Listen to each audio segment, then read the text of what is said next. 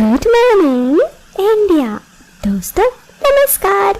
दोस्तों हमारे चैनल की कहानियाँ रोजाना सुनते रहने के लिए आप हमारे चैनल को सब्सक्राइब जरूर करें और इस वीडियो के पसंद आने पर वीडियो को लाइक करना ना भूलें। चलिए दोस्तों अब इस कहानी को शुरू करते हैं। पूजा जो अभी 26 साल की है, मैरिड है। पूजा कहती है मेरे शादी को हुए अभी करीब 4 साल हो चुके हैं, अभी तक हमारा कोई बच्चा नहीं है। इसका कारण ये है कि मेरे पति काम में बड़े व्यस्त रहते हैं और मैं भी। इसी वजह से हमें उतना टाइम नहीं मिलता है कि हम किसी और का भी देख रेख कर सके। इसीलिए आपसे सहमति से अभी तक हमारा कोई बच्चा नहीं है। ऐसे ही काफ़ी दिन मेरे गुजर गए। मैं अपने बारे में और मेरे ससुराल के बारे में बताऊं तो मेरे घर पर मैं, मेरे पति, मेरे सास ससुर और मेरी ननद है। और मेरे घर के बगल वाले घर में ही मेरे पति के चाचा लोग रहते हैं। उसमें मेरे पति के कुछ कज़न भी हैं, 2 कज़न हैं। एक की तो शादी हो चुकी है और वो अपने वाइफ के साथ बाहर रहते हैं। और जो मेरे पति के छोटे भाई हैं, छोटे कज़न, उनकी शादी अभी तक नहीं हुई है। अक्सर मैं उनसे बात करती हूँ, पता नहीं क्यों मुझे उनसे बात करना बहुत अच्छा लगता है और उन्हें भी। यूँ तो हमारा शादीशुदा ज़िंदगी बहुत अच्छा चल रहा है, लेकिन मेरे पति कभी कभी काम के सिलसिले पे बहुत व्यस्त रहते हैं। उनका इस तरह से बिज़ी रहना कभी कभी मेरे लिए बहुत परेशानी खड़ा कर देता है, क्योंकि मैं थोड़ी घूमने फिरने की शौकीन हूँ और ऐसे में मेरे पति का हमेशा बिज़ी रहना मैं नाराज़ हो जाती हूँ। ऐसे में अक्सर मेरे पति मुझे ये कहते हैं कि तुम मेरे भाई यानी पंकज, जो मेरे पति के कज़न हैं, उनके साथ जाओ, घूम के आओ। तुम्हें तो पता ही है कि मैं बिज़ी रहता हूँ। अब मैं अकेली दिल की हारी, कोई नहीं। पहले तो मैं कभी नहीं जाती थी मेरे पति को छोड़, क्योंकि अच्छा नहीं लगता। लेकिन फिर अकेले रहने की अब तो आदत हो गई है। मेरे पति हमेशा बिजी ही रहते हैं, तो ऐसे में मैं ही हमेशा कभी कभी सोचती हूँ कि ठीक है, उनके साथ ही कहीं घूम आती हूँ। धीरे धीरे उनसे बात करना मुझे बहुत ही अच्छा लगने लगा। मैं उनसे धीरे धीरे बहुत ज़्यादा क्लोज हो गई, तो वो मुझे भी अपने ज़िंदगी की बहुत सारी रास्ता बताने लगे।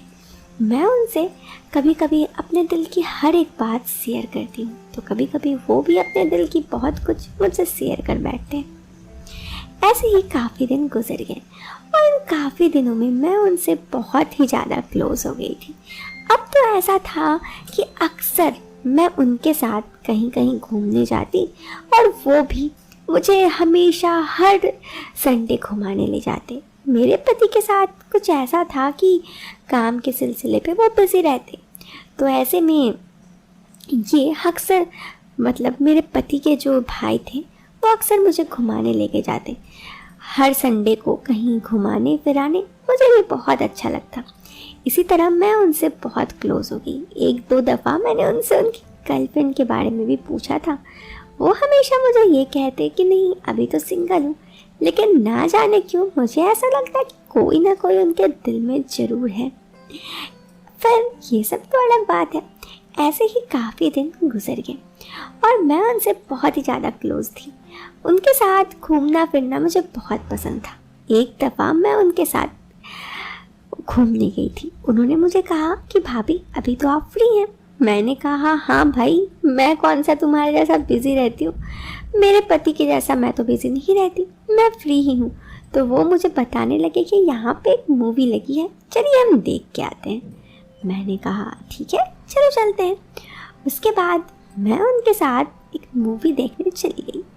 उस दिन मैंने एक रेड कलर की साड़ी पहनी थी। मैं उस साड़ी में सच में काफ़ी अच्छी लग रही थी। ये बात उन्होंने भी मुझे बताई, काफ़ी तारीफ भी की थी मेरी कि मैं आज बहुत अच्छी लग रही हूँ।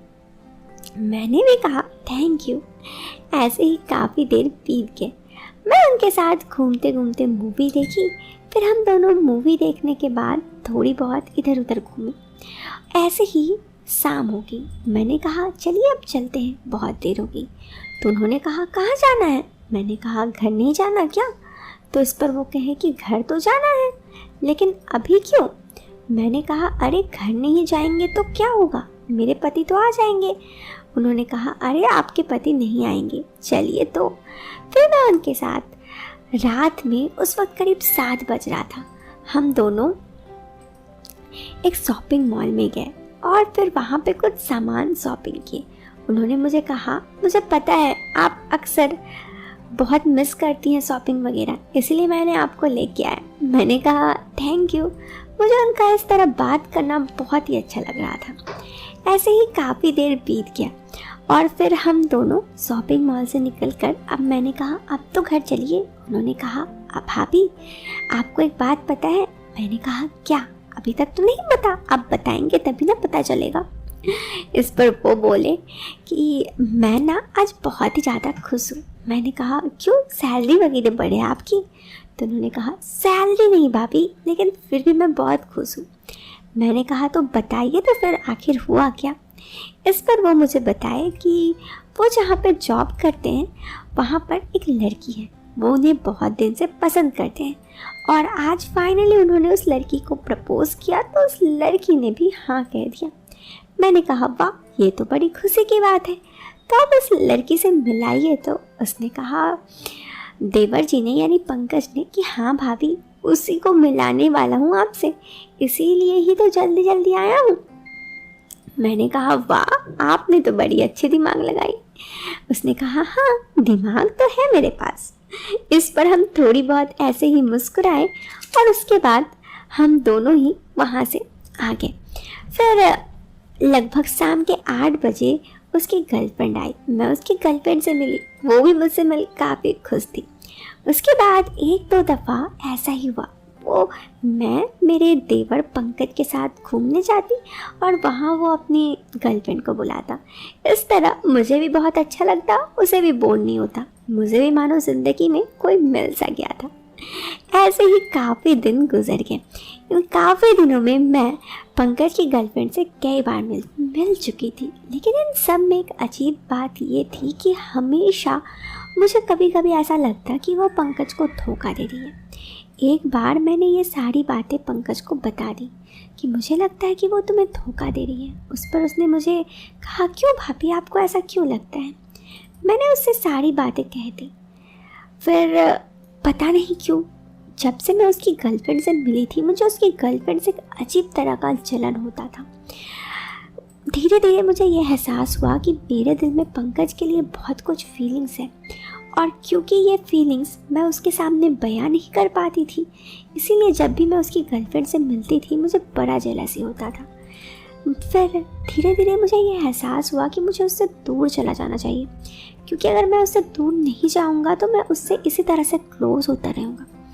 इसीलिए मैं पंकज से धीरे धीरे दूर चली गई। अब भी पंकज अक्सर मुझे कहता है कि भाभी चलिए घूम के आते हैं, लेकिन मैं ही नहीं जाती, क्योंकि मुझे पता है कि मेरे दिल में उसके लिए कुछ और ही फीलिंग्स है, जबकि उसके लाइफ में कोई और है और मैं इस रिलेशन को अब और ख़राब नहीं होने देना चाहती, इसीलिए मैं ऐसा करती हूँ। ये कहानी मैंने आप लोगों के साथ इसीलिए शेयर किया क्योंकि अक्सर हमारे साथ भी ऐसा होता है। हमारे जीवन में सब कुछ रहने के बाद भी हम किसी इंसान से इतना ज़्यादा क्लोज हो जाते हैं कि खुद पता नहीं चलता है कि हम इस इंसान से इतना क्लोज क्यों हो रहे हैं। लेकिन दोस्तों बाद में इसका बुरा परिणाम भी हमें भुगतने पड़ सकता है। अगर वो इंसान हमसे हमारे लिए वो फीलिंग्स नहीं रखता है तो बाद में तकलीफ़ हमें ही होगी।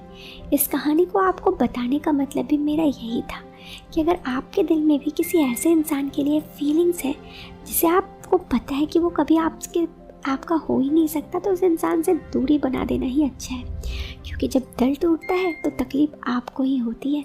बस दोस्तों ये कहानी एक छोटी सी सीख जो मुझे आपको देनी थी। मुझे उम्मीद है ये कहानी आपको ज़रूर पसंद आई होगी।